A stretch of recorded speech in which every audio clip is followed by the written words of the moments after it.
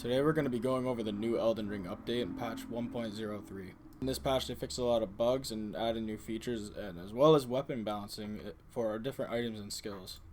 Good or bad depending on what build you use currently. I'm just going to go through some of the most noteworthy stuff that I went over. Honestly, the most interesting one that I feel that they added was now you're able to see NPCs on the map when you hover over rest areas as well as merchants, which really will stop people from having to search for them if they forget where they are, which will be especially useful, and it's honestly not going to waste people's time as much as it has been. Some new quest lines as well, which is awesome because it honestly furthers the story and it'll be really fun to play those. I haven't gotten the chance yet. One of the odd little things that they added is the fact that now there's nighttime music in certain open areas and fields and areas like that.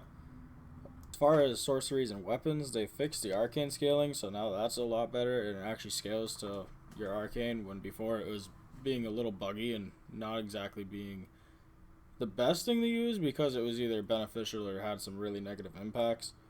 The scaling on weapons is way better. They actually fixed that because before it was showing a certain number that was actually incorrect. The smithing stones, that's super important, and honestly, like, this is probably one of the better things in this update is the drop rate has been increased.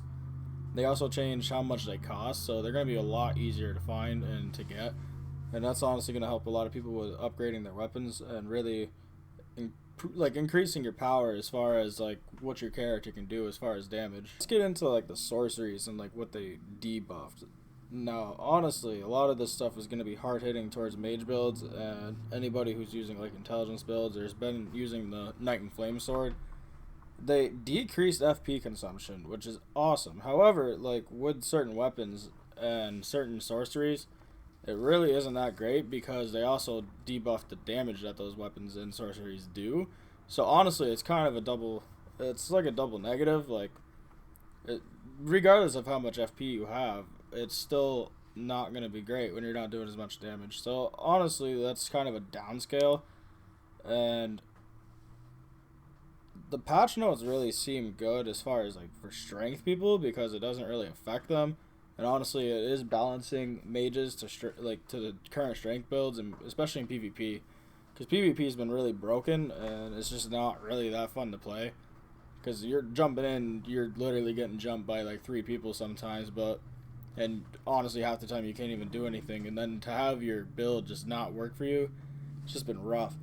And the Mimic tier has been drastically nerfed. This is super important because most people have been using it to tank bosses, and that's just not going to be as viable anymore.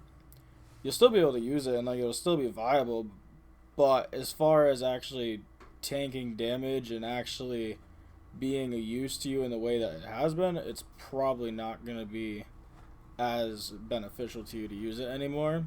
But honestly, that's totally up to you on how you feel about that, but it has been drastically nerfed. And honestly, I haven't really checked into how much it's nerfed, but it definitely said that in the patch notes. And yeah, that about sums it up for the patch notes that I saw that were like super important and really gonna change how people play. Thanks, subscribe.